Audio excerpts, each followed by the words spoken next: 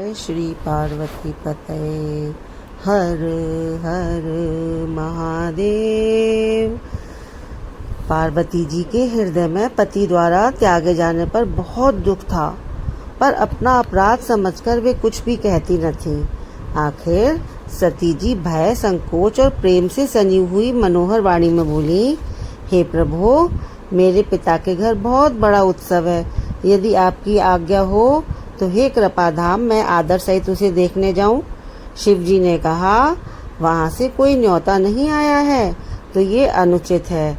जब दक्ष ने अपनी सब लड़कियों को बुलाया है पर हमें बैर के कारण नहीं बुलाया, तो जब बिना बुलाए हमें कहीं भी नहीं जाना चाहिए, और जहाँ कोई विरोध मानता हो तो उसके घर जाने से कल्याण नहीं होता है।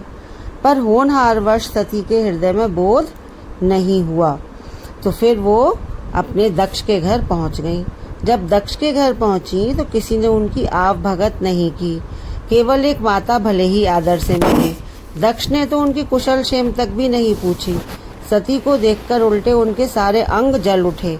तब उन्होंने देखा शिव जी का तो भाग ही नहीं था वह। तब शिव जी ने जो कहा था वह उनकी समझ में आया। स्वामी का अपमान समझकर सती का हृदय जल उठा। पति परित्याग का दुख उतना नहीं था जितना कि शिव जी का अपमान उनसे सहा नहीं गया। तब उन्होंने बोला, हठ पूर्वक डांट कर क्रोध भरे वचन बोली, हे सभासदों, हे मुनीश्वरों, सुनो, जिन लोगों ने यहाँ शिव जी की निंदा की या सुनी है उन सबको फल मिलेगा ही मिलेगा, और दक्ष भी भली भांति पछताएंगे। अब इसलिए चंद्रमा को ललाट पर धारण करने वाले वृषकेतु शिव जी को हृदय में धारण करके मैं इस शरीर को तुरंत ही त्याग दूंगी। ऐसा कहकर सती जी ने योगाग्नि में अपना शरीर भस्म कर डाला और सारी यज्ञशाला में हाहाकार मच गया। सती का मरण सुनकर शिव जी के गण यज्ञ विध्वंस करने लगे। यज्ञ विध्वंस होते देखकर मुनीश्वर भृगु जी ने उनकी रक्षा करी। सती ने मरते समय भगवान से ये वर मांगा था कि मेरा जन्म जन्म में शिव जी के चरणों में अनुराग रहे। इसी कारण उन्होंने हिमाचल के घर जाकर पार्वती के शरीर से जन्म लिया, और उमा जी हिमाचल के घर जन्मी। तब से वहाँ सारी सिद्धियां और संपत्तियां छा गई थीं।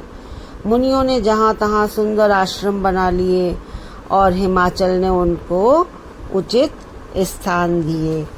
तो जब ये सारी कहानी हो गई, यानी सबसे पहले क्या हुआ, शिव जी ने राम जी को प्रणाम किया, खुश हो गए। सती जी ने देखा, फिर उन्होंने सती जी ने परीक्षा ली राम जी की। इसके बाद शिव जी ने सती जी को त्याग दिया कि अब तो तुम माता हो गई, और उसके बाद उनको त्यागने के बाद फिर सती माता ने अपना शरीर स्वाहा